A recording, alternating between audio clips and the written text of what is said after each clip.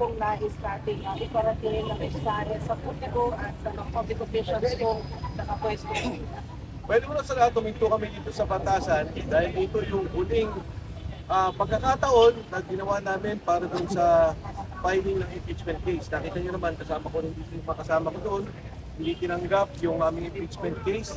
At ngayon, hindi namin alam at mukhang moro-moro na yung magiging proseso na gagawin nila. Pag-iisipan pa rin namin naman yung naging desisyon ng Korte Suprema para final na magkaroon kami ng pangin kung anong gagawin natin. Itong aming pag-kilos ngayon, dapat ito impeach PBM at patuloy pa rin namin panawagan ngayon ang resign PBM. Nakikita namin na hindi na maganda ang palakad sa ating bansa, masyado nang bumagsak ang ating ekonomiya, masyadong ginakapal ang ating pondo sa korupsyon at patuloy yung ginaing ng taong bayan na naghihirap sa ilalim ng administrasyon ni Bongbong Marcos.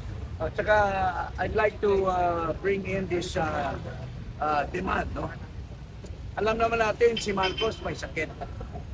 And yung tuberculosis is a very serious disease.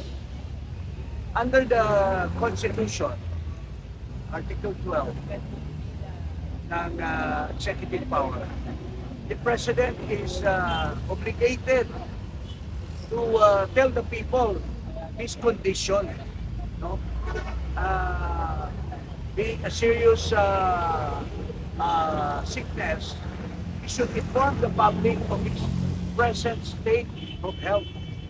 And under the same provision, the Chief of Staff, the Head of the Cabinet for Security and the for Foreign Relations are also obligated to see to it that they will be able to check on the health of the President.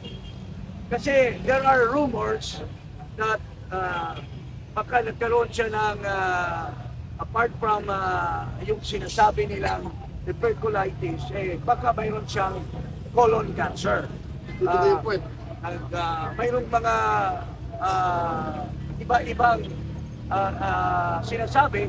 So para mabasbasan ang taong bayan kung ano talaga real state of health of Marcos Jr., dapat he should follow the Constitution and expose and tell the people his real conditions at the moment. Tama yun si dating Congressman Dick Paras. Ang ating Constitution ay malinaw sa kanyang alituntunin na kung ang Presidente ay may sakit, malubha o hindi man, ay dapat sa publiko yon. Hindi dapat magtago sa isang mantel ang Malacanang sa issue ng kalusugan ng ating Pangulo because he's the highest official of the land. So, isa po itong challenge namin na ang Malacanang dapat maglabas ng medical bulletin as early as possible para malaman ng publiko ang kanyang tunay na kalagayan. Going back kay marami yung sumuporta ngayon dito sa protest ride natin. Estimate ilan yung members na sumali today? Actually, hindi ako sigurado kung ilan talaga kami, pero nagulat ako dahil yung white paints pa lang, ang dami na namin. Wala pa dito yung Andito na! Andito na! Dumating na!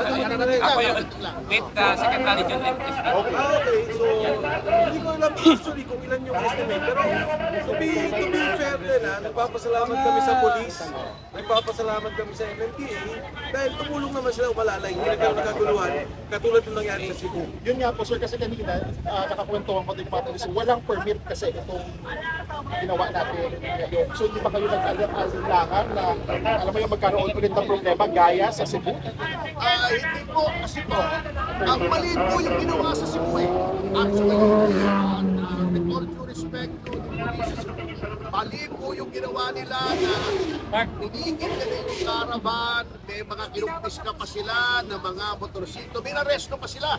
Sapagkat hindi po ito assembly in the sense na kailangan ng permit because this is a moving assembly. Hindi po nasa isang lugar at ang culmination o final destination ay isang freedom park kung saan hindi na po kailangan ng permit. Ngunit kami naman po ay nakipag-coordinate sa kapulisan natin kami po ay lumiham kay bagong hirang na Chief PNP Nartates kahapon at sinabi po namin na kami po karaban, ito po ang ruta at humingi po kami ng assistance para walang gulo sa trapiko at sa pagdaloy ng mga tao sa sidewalk. So, pinagbigyan naman po kami kaya nagpapasalamat po kami sa mga pulis at nagpapasalamat din po kami nung kami dumadaan yung mga pulis, hindi po nasasabihin kung sino, alam ko kung sino kayo, kung kumakamin kami, gumagano'n din sila sinasabi nila para po sinasabi. Okay. Pero sir, ngayon nandito na tayo sa Batasang Pabasa. Sir Eric, ano yung mangyayari ngayon? May small program here or dito na yung dispersal? May programa po tayo, pagkatapos ito short lang, and there will be organized dispersal. Kami naman po sa bahagi ng Bangon Sambayanan, ang Road Coalition ng People's Alliance for Enkampilan, nananawagan na kami ng dahil moro-moro naman to stop ang impeachment. We are planning to propose to the Broad Alliance yung pagbubuo ng People's Impeachment Court kung saan mas direkta po na makapag-report sa taong bayan at may presenta ang mga mabibigat na mga ebidensya. Mas doon na kami nakatuon upang ipaghanda ang taong bayan na ang impeachment ay hindi exclusive sa loob ng Kongreso. Ito ay dapat nagkakaroon din ng process ang taong bayan. Doon po kami nakatuon ngayon in the next activities that we are preparing right now. Ano po yung mga hinahanda nating next activity tapos po ito, motorcade caravan yung ginawa natin? Alam mo, doon sa hinain namin impeachment campaign, ang charges namin, 10, including graft and corruption.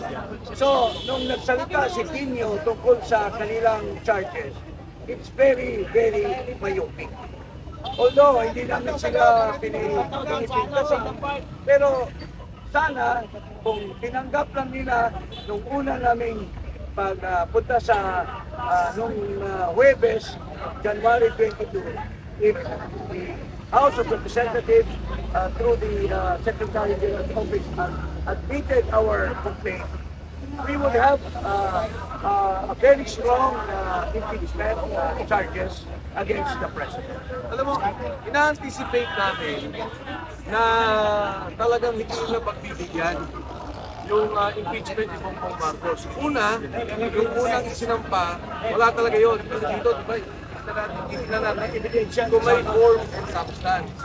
At well, yung sa Makabayan Black, inaasahan namin na itutuloy nila yung pagtulak dito. Pero yung totoong malalim na pag-aaral doon sa impeachment process nasa amin. Ang pangalawa dito, kaya tayo nasa batasan, alam namin na impeach naman nila ang Vice President. Napapapuhin na talaga yung buong proseso ng impeachment na kung saan yung isang walang kakwenta-kwentang kaso, yung pa yung kanilang itutulak. At alam din namin na mula dito sa batasan, magsisimula naman yung tsa-tsa. Hindi umubra yung impeachment, papatay nila yung impeachment ni Marcos at yung tsa-tsa na yung kanilang itutulak. Kaya kami, hindi ito ang huli. Babalik at babalik kami dito, magpaprotesta kami at ipaparating namin sa mga kinatawan ng Kongreso at sa buong sambayanan ang paninindigan namin na dapat itigil itong korupsyon at ang namumuno ng korupsyon ay walang iba kundi ang Pangulong Bongbong Marcos. Thank you.